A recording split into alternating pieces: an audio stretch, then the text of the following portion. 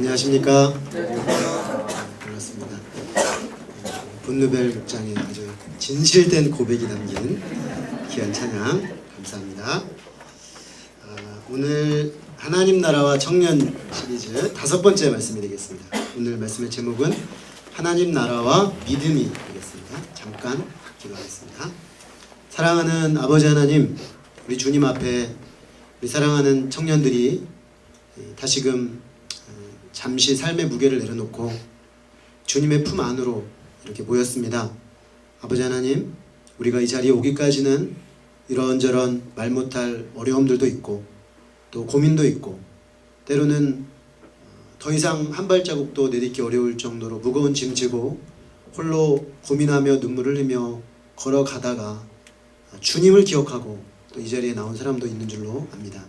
하나님, 우리를 품어주시되 그 넓은 품에 품어주시고 수고하고 무거운 짐진 자들아 다 내게로 오라, 내가 너희를 쉬게 하리라 말씀하시며 주님의 멍에를 메고 주님께 배울 때 주님이 주시는 쉼과 회복의 은혜가 우리에게 있을 줄로 믿습니다. 아버지 하나님, 예배가 정말 이 주님의 은혜가 드러나는 예배가 되게 하시고 우리의 모든 지치고 상하고 패한 것들이 주 앞에 회복되는 복된 시간이 되기를 소망합니다. 아버지 하나님, 믿음에 대해 참 많은 이야기를 하는 시대인데 저희들이 성경적 믿음에 대해서 잘 배울 수 있도록 은혜 주시기를 기도합니다. 예수 그리스도 이름으로 기도했습니다. 아멘. 우리가 지난 몇 주 동안 살펴본 것처럼 하나님의 나라는 하나님께서 우리에게 가지고 오시는 그런 나라입니다. 그러므로 예수님께서는 때가 찼다고 말씀하셨습니다. 하나님이 우리에게 하나님의 나라를 가지고 오시는 그 때가 찼다는 것이죠. 이 하나님의 나라가 왔는데 결정적으로 예수님을 통해 우리에게 이미 왔다는 것입니다. 그리고 그 이미 온 나라는 절정, 완성을 향해 가고 있다라고 오늘 마가복음 1장 15절은 우리에게 말하고 있습니다. 그런데 이 때가 찼고 하나님의 나라가 가까이 왔다라는 예수님의 서술적 선언, 하나님 나라가 우리에게 왔다라는 서술적 선언은 우리에게 반응을 요구합니다. 그것은 예수님의 말씀에 의하면 명령의 형태로 두 가지로 주어졌습니다. 하나는 회개하라, 하나는 복음을 믿으라 라는 것입니다. 이 나라와 전혀 상관없는 삶을 살고 있던 사람들에게는 더더군다나 이 명령, 이 요청, 이 요구가 매우 중요합니다. 왜냐하면 이 요청에 반응하여 나갈 때 우리가 예수님이 이미 가져오신 그 하나님 나라에 들어가서 하나님 나라 백성이 될 수가 있기 때문입니다. 우리는 그 앞서서 그 첫 번째 반응으로서 회개에 대해서 이미 살펴보았습니다. 이제 우리는 믿음에 대해서 살펴볼 차례가 되었습니다. 예수님은 우리에게 말씀하시기를 믿음으로 하나님 나라에 들어간다 라고 말씀하셨습니다. 그렇다면 이 예수님 말씀대로라면 이미 예수님이 가지고 오신 그 천국, 하나님 나라에는 천국에 들어가는 입장권이 있는데 그 입장권이 뭐냐면 믿음이라는 것입니다. 그런데 이 천국 입장권에 대해서 오해가 많아요. 이 입장권이 너무 싸게 팔리고 있다는 둥, 그죠? 입장권이 너무 어렵다는 둥, 이런 나름의 입장권에 대한 소문이 난무하고 있어요. 이 지상의 세계에. 그래서 이 오해를 좀 풀 필요가 있습니다. 우리가 천국에 들어가는 입장권이 믿음이 도대체 뭐냐? 성경이 말하고 있는 믿음이 뭐냐라는 것입니다. 그래서 하나님 나라에 들어가는 바른 믿음, 온전한 믿음에 대해서 마가복음을 기초하여 생각해 보려고 합니다. 자, 그렇다면 믿음이 뭡니까? 천국에 들어가는 믿음이 무엇입니까? 첫째로 믿음은 인간편의 인격적인 반응입니다. 오늘 예수님께서는 하나님의 복음을 전파하시면서 이렇게 말씀하셨습니다. 때가 찼고 하나님 나라가 가까이 왔으니 회개하고 복음을 믿으라. 여기서는 분명히 회개하고 복음을 믿어라 명령하셨죠. 그러므로 이 명령에 대해서는 우리가 선택을 해야 합니다. 반응할 것인가 말 것인가. 예를 들어서 제가 우리 아들에게 아들아, 내가 저기 마당에다가 작은 그 집을 하나, 텐트를 하나 쳐놨는데 너 한번 거기 들어가 보렴 이렇게 말했어요.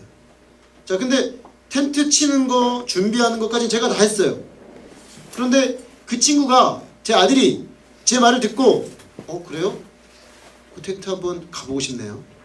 좋은 거예요? 좋은 거야. 한번 가봐. 그때 들어갈 거냐 말 거냐는 그 아들이 결정하는 것이죠. 우리가 이 점에서 믿음은 인격적 반응이라는 것입니다. 그 사람이 개인적으로 우리 편에서 반응해야 한다는 것이죠. 이 부분에 있어서 믿음에 관한 많은 오해가 있습니다. 사람이 믿음을 가지게 되는 것에 대해서 성경에서는 오늘 제가 말하는 것처럼 인격적 반응이다라고 마가복음에서 얘기하는 것처럼 말하고 있는 측면도 있지만 하나님의 주권편에서 믿음을 이야기하기도 합니다. 즉 믿음은 우리의 인격적 반응이기도 하지만 하나님의 성령이 역사하신 결과이기도 합니다. 그것에 대해서 사도행전 16장 14절에 그 예가 잘 드러납니다. 사도 바울이라는 이 사도가 유럽의 첫 관문인 빌립보 지역에 복음을 전하러 가게 되었습니다. 그런데 통상적으로 바울이 복음을 전하는 곳은 이런 예배 처소가 있는 회당이었는데 이 빌립보 지역은 회당이 없었어요. 그래서 바울이 어쩔 수 없이 밖으로 나가서 강가에서 예배를 드릴 수밖에 없었습니다.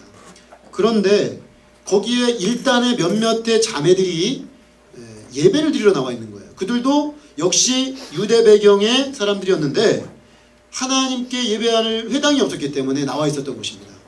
마침 그 자리에 함께 합류하게 된 바울이 그들에게 말씀을 전하게 되었습니다. 말씀을 전했는데 그 말씀에 대한 반응을 성경이 이렇게 기록합니다. 두아디라시에는 자색 옷감 장사로서 하나님을 섬기는 루디아라 하는 한 여자가 말을 듣고 있을 때 주께서 그 마음을 열어 바울의 말을 따르게 하신지라. 무슨 얘기냐면 여러 사람이 같이 말씀을 듣고 있었는데 두아디라의 옷감 장사, 오늘날로 치면은 그 뭐라고 해야 되나, 패션 쪽으로 먹고 사는 분이에요. 여성 사업가죠. 여성 사업가인 루디아라는 여성이 그 무리 중에 유일하게 말씀이 알아들어졌다는 거예요. 마음이 열렸다는 거예요. 그래서 말씀이 깨달아졌다는 것입니다. 그래서 오늘 말씀에는 뭐라고 되냐면 그 말을 따르게 하신지라. 요거는 다르게 말하면 믿었다는 말입니다. 그런데 그 사도행전에서 이 루디아가 믿은 것에 대해서 뭐라고 설명을 했냐면 하나님이 그 마음을 열어주셨기 때문에 믿었다는 거예요. 성령께서 그 마음에 역사하셨기 때문에 믿었다는 것입니다. 자, 이 표현을 보게 될 때 루디아가 믿은 것은 하나님의 성령이 역사하신 결과입니다. 우리가 신학적 용어로 하면 하나님의 주권이에요. 하나님 편에서 그렇게 믿음을 주셨다라고 말할 수가 있겠습니다. 자, 그런데 여기서 오해를 하면 안 돼요. 이 말이 루디아 편에서 인격적 반응으로서 믿는 행위가 없었느냐, 믿음이라는 반응이 없었느냐, 그건 아니에요. 다만 사도행전은 하나님의 역사심이라는, 부르심이라는, 일하심이라는 측면을 강조해서 표현한 거예요. 그러다 보니까 마치 루디아는 아무것도 안 하고 있다가 별로 믿음 마음도 없었는데 하나님이 말씀이 들렸는데 나는 이거 별로 듣고 싶지도 않은데 하나님이 막 밀어붙여가지고 믿어야 돼, 막 마음을 막 눌러가지고 막 버티다가 믿을게요. 이렇게 해서 믿은 걸로 생각하면 안 된다는 거예요. 하나님의 성령께서 그 말씀을 주시고 그 마음의 감동도 주시고 깨달음도 주시고 열어도 주셨어요. 그러나 루디아가 인격적으로 반응하여 믿은 겁니다. 루디아가 반응한 거 맞아요. 다만 표현을 그쪽을 강조해서 표현한 겁니다. 자, 이게 왜 중요하냐, 우리는 종종 간증이나 교회 다니는 친구들 이야기를 듣다가 보면은 나는 아직 믿음이 없어요. 근데 믿는다 그래요. 너는 어떻게 믿었니? 이렇게 물어봐요. 그러면 종종 이렇게 대답을 해요. 그냥 어느 날 확 믿어졌어. 내 마음이 확 열리더니 그냥 다 믿어지더라. 너도 한번 믿어봐. 근데 이 말이 약간 좀 모순되게 느껴져요. 왜냐? 얘는 가만히 있다가 확 믿어졌는데 나보고 믿으래요. 왜냐? 그러면 나도 너처럼 확 믿어졌으면 좋겠는데. 그렇잖아요. 나도 좀 가만히 있는데 와가지고 뭐가 확 씌워가지고 뭐가 확 열리든가 확 믿어지든가 막 그러면 좋겠는데 자기는 확 믿어졌다고 하는데 나보고는 믿으라고 한단 말이에요. 그러니까 이게 좀 헷갈리는 거예요. 도대체 믿음이라는 게 뭔지 헷갈리는 거예요. 사실 우리가 통상적으로 제가 어느 날 말씀을 듣는데요, 목사님이 말씀을 증거하시는데 그 말씀이 딱 믿어졌어요, 이렇게 말할 수 있거든요. 우리 가운데도 있어요. 우리 재현 자매님 지금 나를 막 이렇게 쳐다보는데, 재현이가 그죠, 작년에 교회를 꾸준히 나왔는데 어느 날 말씀이 이렇게 믿어졌어요. 믿어졌단 말이에요. 그렇게 말할 수 있다는 거죠. 근데 그 말이 어떤 의미입니까? 말씀을 듣는 가운데 그 말씀이 내 마음에 설득되어졌다는 것입니다. 그 설득하시는 일을 하시는 분이 성령님이라는 겁니다. 근데 성령님이 우리 마음의 말씀으로 믿도록 설득해 가실 때 우리의 의지를 완전히 밀어붙이고 무시하고 밀어붙이는 것은 아니라는 의미예요. 인격적 반응이라는 얘기는. 사실 하나님은 엄밀하게 말하면 그렇게 할 수 있습니다. 왜냐하면 전지전능한 분이기 때문에 그냥 의지도 무시하고 하여튼 다 믿어! 폭군처럼 막 우리를 의지를 마비시켜가지고 믿을 수밖에 없게 만들 수 있어요. 하나님은 얼마든지 그런 능력이 가지고 있습니다. 그런데 하나님은 그렇게 하지 않으십니다. 그렇게 하지 않아요. 왜냐? 하나님은 인격적인 분입니다. 인격적이라는 건 뭐냐? 사랑의 기초에서 호소하여 내가 선택하여 받아들이기를 원하신다는 거죠. 그래서 하나님은 우리의 믿음을 조작하지 않습니다. 결코 조작하지 않으세요. 우리가 그 내용을 가지고 이해하고 받아들이도록 일하시는 것입니다. 그래서 예수님의 말씀을 듣고 때가 찼고 하나님 나라가 가까웠으니 회개하고 복음을 믿어라, 이 말에도 이미 그런 요소가 있어요. 다 됐다는 거죠. 예수님이 때가 찼어요. 하나님 나라도 가져왔어요. 이미 임했어요. 그저 회개하고 믿기만 하면 돼요. 그런데 여러분의 인격적 반응으로서 회개와 믿음이 필요합니다라고 말씀하고 계시는 것입니다. 마가복음에 보면 계속 그런 뉘앙스로 나오는데, 뒷부분에 가면은 예수님이 막 많은 사람들을 고치고 막 그러고 있는데 회당장 야이로라는 인물이 등장을 합니다.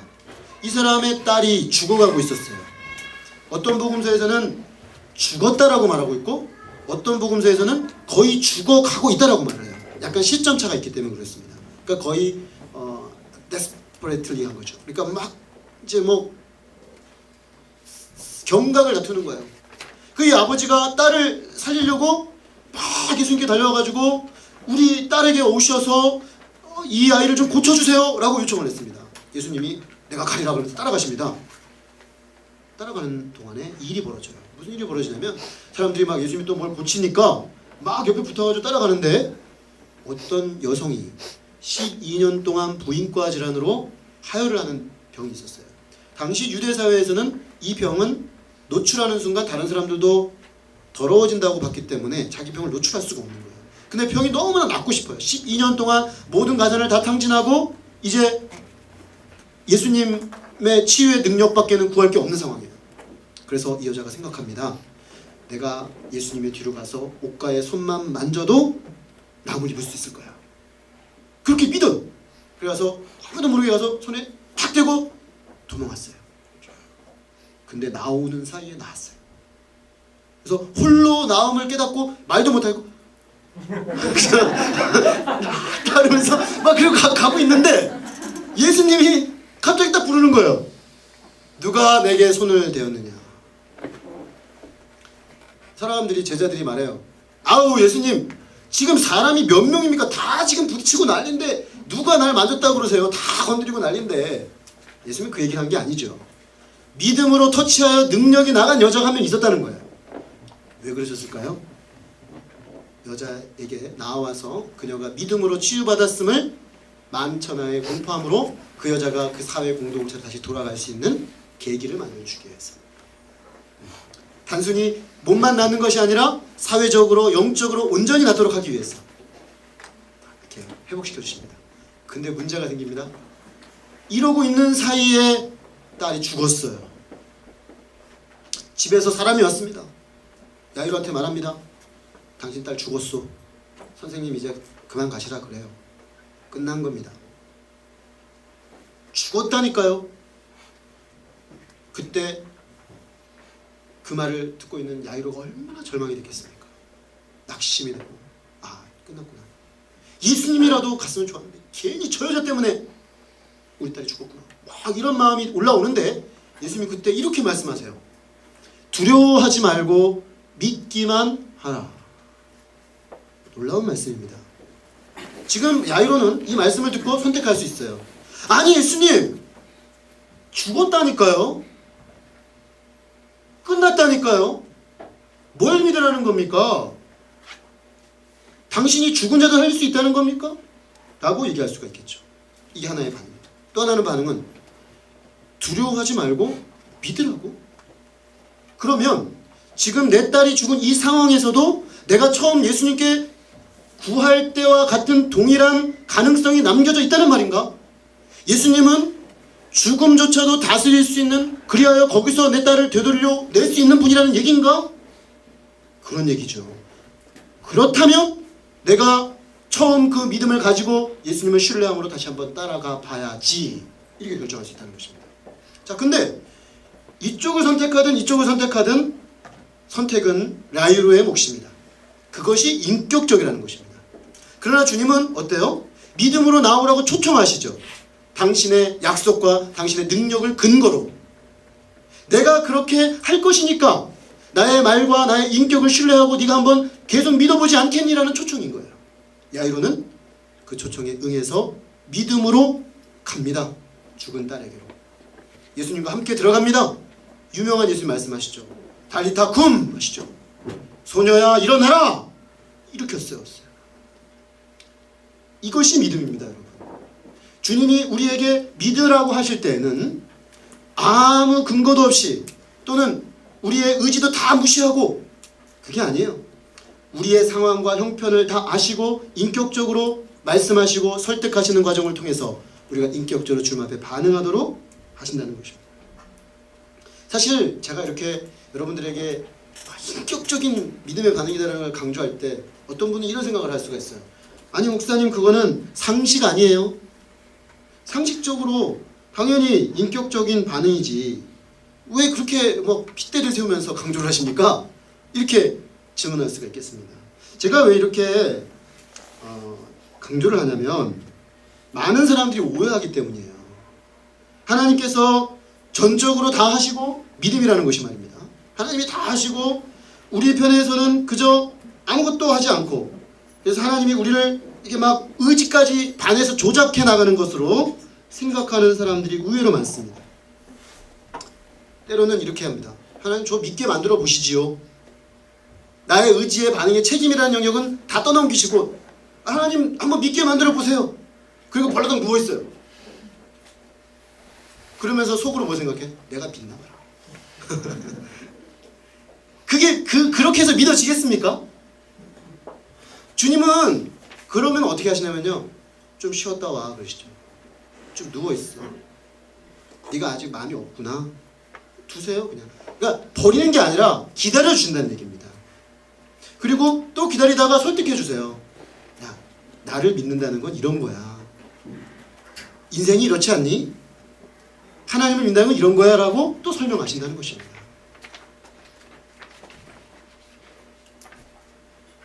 우리들이, 하나님은 인격적이신 분이기 때문에 우리도 인격적으로 반응하기를, 그래서 인격적으로 반응하는 믿음의 사람이 되기를 원하시는 것입니다. 자, 그런데 주님이 우리가 반응한다고 했을 때 아무것도 하지 않는 게 아니셨잖아요. 하나님 나라를 설명해 주셨고, 하나님 나라를 가져오는 일도 하셨고, 하나님 나라에 초청도 하셨죠. 다 하셨습니다. 다 하시고 나서 그리고 회개하고 믿으면 좋겠다라는 것입니다. 무슨 얘기냐? 그러므로 우리가 믿는 건 우리가 인격적으로 반응하는 건데, 잘 믿기 위해서는 그 앞에 선행하는 작업들이 있어요. 우리가 하는 것이 아니라 하나님이 하는 작업들이 있어요. 그 하나님이 해놓으신 작업들을 잘 검토해 볼 필요가 있다는 것입니다. 우리 입장에서는 뭐냐? 성경입니다. 성경. 그래서 믿음에 이르기 위해서는 여러분, 성경을 공부해야 돼요. 어떤 분은 성경을 공부한다는 것에 대한 그 상당한 거부감이 있을 수 있어요. 내가 지금 공부에 지친 사람인데 교회까지 와서 또 성경을 공부하라고? 설교 듣는 것도 지겨운데 성경을 또 공부를 하라고? 그러면 성경을 같이 볼까요? 그죠? 가끔 내 그런 형제들을 봐, 형제 자매들을 보면 아 성경 공부할래요? 그럼 목사님 좀 공부는 싫습니다. 이런 분이 있어요. 그러면 그래? 그러면 성경을 같이 앉아서 보자. 그렇게 얘기해요. 뭐가 됐든 하나님이 우리에게 하신 일이 무엇인지를 알아야 믿을 거 아니에요. 그래야 믿든 안 믿든 선택할 거 아닙니까? 그렇죠. 그러니까 성경을 봐야 돼요. 읽어야 돼요. 공부해야 돼요. 근데 성경이요 어렵습니다. 교회 많이 다녀도요 성경을 체계적으로 공부하지 않으면요 잘 몰라요. 제가 최근에 재밌는 사실 한 가지 알았는데 사도행전 8장에 빌립이 나와요. 이 빌립이 그 사마리아라는 지역에 복음을 전했어요. 근데 그 부분을 공부를 하는데 그 빌립을 설명할 때 제가 여러 사람을 동시에 봤어요. 최근에 이상하게 그 본문이 여러 번 내가 공부할 기회가 있었는데 동시에 같은 이야기들을 하시는 거 봤어요. 그 빌립을 막 설명하는데 그러시는 거예요. 이 빌립이 어떤 빌립인지 알아노? 요한복음에 그 오병이어 앞에 놓고 계산하던 그 빌립이잖아. 그렇게 계산 많이 하던 빌립이 변화돼가지고 이렇게 사마리아 가서 복음을 전하는 거 아니야? 변화된 빌립을 봐. 참 은혜롭죠 얘기가. 근데 그 빌립이 그 빌립이에요? 아니에요. 딴 빌립이에요. 지금 처음 하신 분이 몇 분 계세요. 표정이 보니까.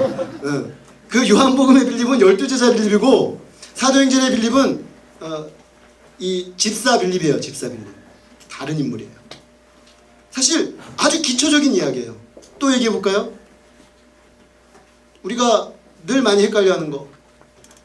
마가복음 2장에 보면 중풍병자가 예수님 믿음으로 나오는 장면이 나와요. 소자야 내 제사함을 받았느니라. 인자가 온 것은 의인을 부르러 온 것이 아니라 죄인을 부르러 왔다. 이 말씀이죠. 그 인물하고 또 누구랑 헷갈리냐? 요한복음 5장 인물하고 헷갈려요. 38년 된 병자. 그 38년 된 병자는요 병명이 안 나와요. 근데 많은 사람들이 이렇게 얘기해요. 이 38년 된 병자는 중풍병에 걸려서 추측한 거예요.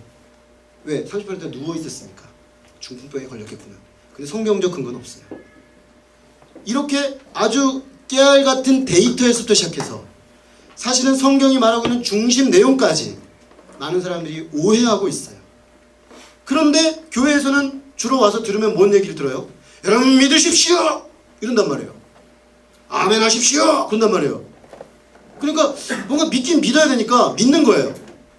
근데 믿으면서 뭔가 내가 밀려서 믿는단 말이에요. 인격적이지가 않단 말이에요. 그러다 보니까 많은 사람들이 믿음이라는 거에 대한 그런 인상들을 갖고 있어요. 믿음이 아주 지극히 인격적인 반응임에도 불구하고 그렇게 생각하지 않는 거예요, 사람들이. 그거 아니라는 것입니다.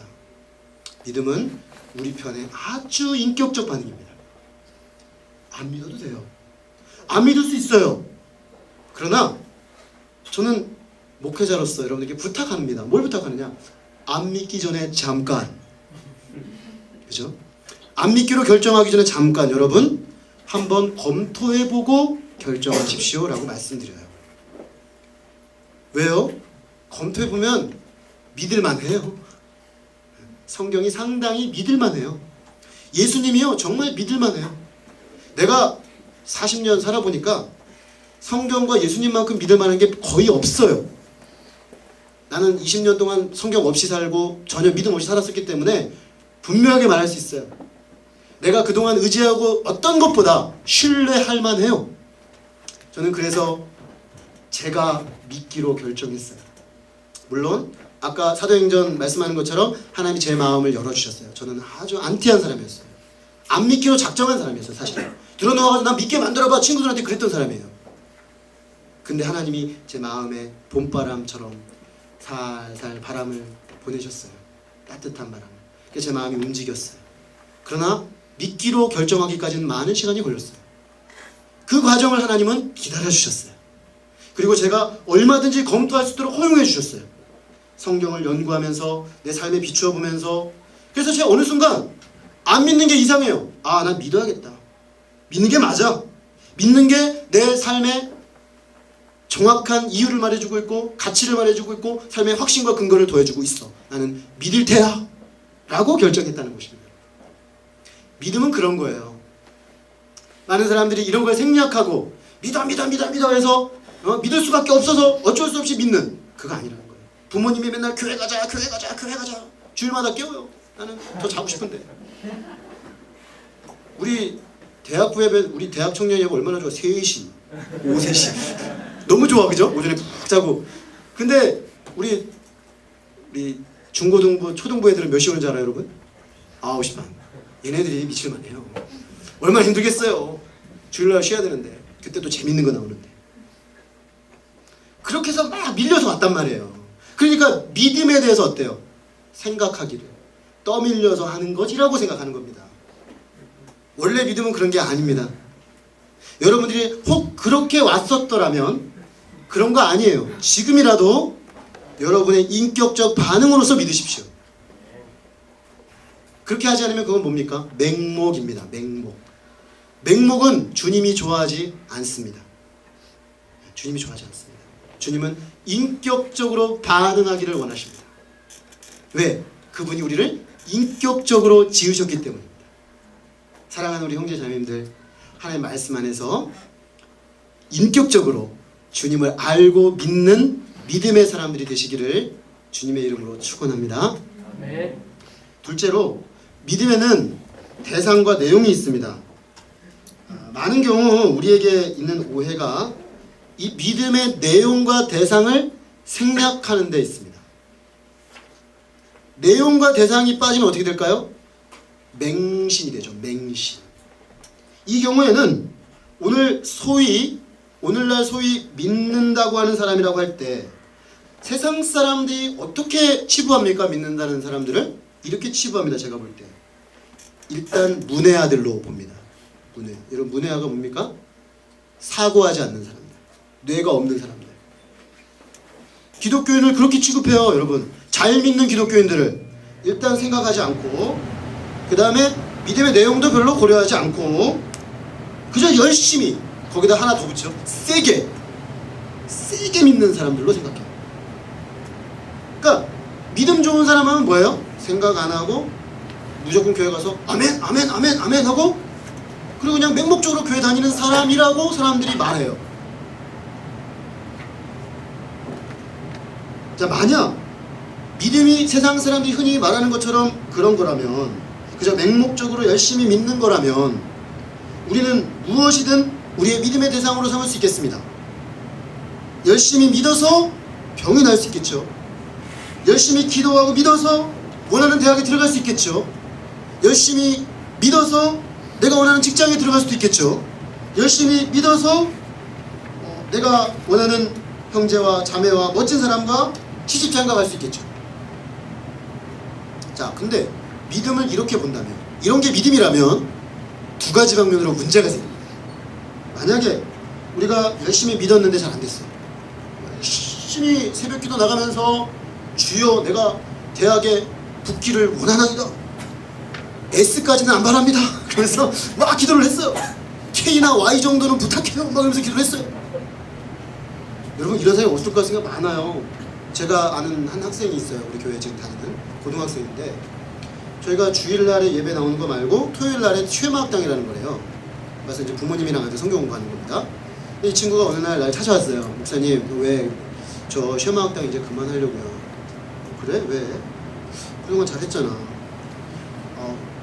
지난주에 선생님하고 상담을 했는데요, 선생님이 지금 너의 성적으로는 토요일까지 나가는 거는 너무나 무리가 많다, 그렇게 말씀하셨다는 거예요. 그래서 저는 토요일 나가는 게 오히려 저는 도움이 돼요, 그렇게 말을 했대요. 그랬더니 선생님이 아주 심각한 얼굴하고 이렇게 말씀하셨어요. 누구야, 나도 고등학교 때 너처럼 토요일 일요일 사실은 나 매일매일 교회 나갔거든. 매일매일 교회 나가서 삼수했어. 매일매일 교회 나가면서 나 삼수했다고. 알아듣겠어? 나가지 마, 이렇게 얘기하십니다. 제가 뭐라고 그랬을까요? 그래, 안 나오는 게 좋겠다, 주일만 나오거라, 제가 그랬어요. 너가 할 수 있는 분량만큼 해라. 그분의 문제가 뭐였을까요, 여러분? 매일매일 나간 것이 문제였을까요? 아닙니다. 믿음에 대해 오해하고 계셨던 거예요. 열심히 믿어서 떨어졌습니까? 아닐걸요. 공부를 안 했어 떨어진 거예요. 네. 그러면 그분이 생각한 믿음은 뭡니까? 내가 원하는 것을 얻어내기 위한 도구로서의 믿음이죠. 믿음을 오해하셨어요. 그래서 시험 가운데 계신 것 같아요. 조금 제가 볼 때는. 고3 때는 왜 매일 나가요? 열심히 공부를 하셔야지. 그렇잖아요. 옆에서 누가 잘 못 도와주신 것 같아. 열심히 매일 학교로 나가야지 왜 교회를 나가요? 분명히 그 시간에 공부하고 싶은 마음을, 그렇잖아요. 힘들잖아 고3 때. 그러니까 가서 하나님 부탁드립니다. 그죠? 공부하고 싶은 마음을 바꾼 거예요. 그리고 뭐라고 포장한 거야? 믿음이라고 포장한 거죠. 여러분, 이것이 믿음입니까? 잘 안 될 때 문제가 생겨요. 잘 안 될 때. 이런 식으로 믿음을 보게 되면, 잘 안 되면 마치 내 열심과 내 믿음이 부족한 것 같이 느껴져요. 둘 중 하나예요. 시험에 들거나 더 뜨거운 믿음으로 극단적으로 가게 돼 있어요. 또 반대로 성공하게 되면 어떻게 됩니까? 성공하게 되면 내가 믿은 것은, 내가 이렇게 잘 된 것은 내가 잘 믿었기 때문에. 그리고 어때요? 더 센 강도로 믿는 여러 가지 모습들을 취하게 되겠죠. 자, 이런 생각들의 문제가 뭡니까? 전부 믿음과 기도에 있어서 인격성이 다 결여되어 있다는 것입니다. 더 심각한 것은 믿음의 대상과 내용이 없어요. 한 가지 내용이 있긴 있습니다. 그것은 나의 욕망의 충족이죠. 내가 원하는 욕망의 충족이라는 것을 위해서 믿음이라는 행위를 한 것입니다. 과연 성경에서 말하는 믿음이 그런 것이냐 하는 것입니다. 우리가 믿는다고 했을 때는 무엇을 믿는지 그 대상과 내용을 정확히 할 필요가 있습니다. 흥미롭게도 마가복음에서 뭐뭐를 믿어라 라는 표현이 3번 나온답니다. 3번 나오는데 그 믿어라의 목적어가 3가지가 나오겠죠. 목적어 3가지는 뭐냐? 첫 번째 복음, 두 번째 하나님, 세 번째 예수님입니다. 그런데 복음은 예수님이니까 복음을 믿으라는 거죠. 예수님을 믿으라는 거예요. 근데 예수님을 믿는 건 하나님을 믿는 것과 동일해요. 예수님을 믿음으로 우리 하나님을 믿을 수 있어요. 그러므로 여기서 내용은 한 가지예요. 예수님을 믿으라는 거예요, 여러분. 내용이 있습니다. 막 뜨네요, 제가 막 흥분이 돼가지고. 응? 예수님을 믿으라는 거예요, 예수님을. 하나님을 믿으라는 거예요. 믿음의 내용이 있어요. 대상이 있어요. 오늘 여러분과 제가 함께 읽었던 마가복음 11장 20절 말씀에 이런 말씀이 나와요. 22절에 하나님을 믿으라 라는 말씀이 나옵니다. 여기에는 하나님을 믿으라, 잘 믿어라 이렇게 느껴져요. 왜냐? 그 뒷구절을 보면 진실로 진실로 너에게 이르노니 누구든지 이 산더러 들리어 바다에 던져지라 하며 그 말하는 것이 이루어질 줄 믿고 마음에 의심하지 않으면 그대로 되리라. 와우. 여러분, 이건 대단한 약속이에요. 지금 눈에 보이는 산 아무나 잡아. 개운산이든 뭐든. 그리고 던져라 태평양으로. 본문 말씀이 문자적으로 보면 그거예요. 그러면 얘가 날아간다는 거야, 태평양으로. 개운산이. 여러분, 그런 믿음 있으십니까? 여기 앉아 계신 분 중에 그런 믿음 있으세요? 본문을 그렇게 해석하는 사람들이 너무나 많습니다. 왜 이런 문제가 생겼을까요? 이 본문을 예수님이 말씀하신 문맥을 다 빼버렸기 때문에요. 다 빼고 똑 띄어가지고 믿은 거예요. 대표적인 그런 또 안 좋은 사례가 많이 있죠. 식당에 가면 꼭 써져 있는 거 있죠, 여러분. 내 시작은 미약하였으나 내 끝은 심히 창대하리라. 여러분, 그 구절은요, 욥기에 나오는 구절인데요, 욥의 친구가요, 욥을 아주 불신앙적인 말로 비판할 때 한 말이에요. 전혀 식당에 쓰여져야 될 말이 아니에요. 결국 자기들의 욕망을 위하여 말씀을 갖다 붙인 거예요. 그러면 우리에겐 이런 과제가 생겼습니다. 예수님이 하나님을 믿으라는 이 말씀은 어떤 문맥에서 하셨는가 하는 것입니다. 이 문맥을 잘 살펴보면요, 우리의 오해였구나 하는 것을 알 수가 있습니다. 본문은 예수님이 성전으로 들어가시는 과정에서 제자들과 함께 한 무화과를 본 것과 연관이 되어 있습니다. 무화과 나무를 봤는데요, 무화과 나무가 잎이 무성한 거예요. 통상적으로 잎이 무성하다는 건 뭘 기대할 수 있냐면 열매가 나왔겠구나라는 걸 기대할 수 있어요. 열매가 이제 나올 거라고 생각하고 열매를 따려고 예수님이 왔는데 열매가 없네요. 마가복음 기자인 마가복음 뭐라고 말하냐면 무화과의 때가 아님이라, 아직 열매 거둘 때가 아니었던 거예요. 근데요, 성경에서 가장 이해하기 어려운 구절이 그 다음에 나와요. 예수께서 나무에게 말씀하여 이르시되 이제부터 영원토록 사람이 내게서 열매를 따먹지 못하리라. 예수님 왜 이러시는 거예요? 많은 사람들이 기독교를 비판하면서 예수님은 성격 파탄자라고 말하는 사람이 있어요. 요 구절을 가지고. 아니, 무화과 없다고 뿌리부터 말라버려라 저주를 해요, 예수님이. 약간 편집증적 성격 파탄자 아닙니까? 예수님이 왜 애꿎은 무화과 나무를 뿌리까지 저주를 하신 거예요? 제자들이 좀 이상하다. 그리고 이제 성전을 들어갔어요. 그래서 예수님 성전에 들어가셔서 성전을 막 기도하는 장소를 장사치들이 들어가지고 돈벌이라는 곳을 만들어 버렸어요. 예수님이 막 뒤집어 엎으시고 동전상을 갖다 엎으시고 만민의 기도하는 집을 강도의 구려를 만들어 버렸다. 막 그러면서 막 예수님한테 흥분하시고 또 한 번 이상한 거야. 오늘 예수님 이상하시다. 오늘 이상한 날이다. 정말 이상한 날이다. 평소에 그렇게 온화하고 수고하고 무거운 짐진다들아 원하는 표정으로 다 내게로 오라. 이게 예수님 모습이거든. 근데 갑자기 막 무화과를 저주하지 않나? 막 상을 막 뒤집어 엎고 막 내쫓고 돌아다니지 않나? 와, 이거는 도대체 예수님 왜 이러는지, 오늘 잠을 좀 덜 주무셨나? 막 이런 생각이 막 떠오를 상황이에요. 그러고 이제 나오는데 제자들이 딱 보니까요, 무화과 나무가 진짜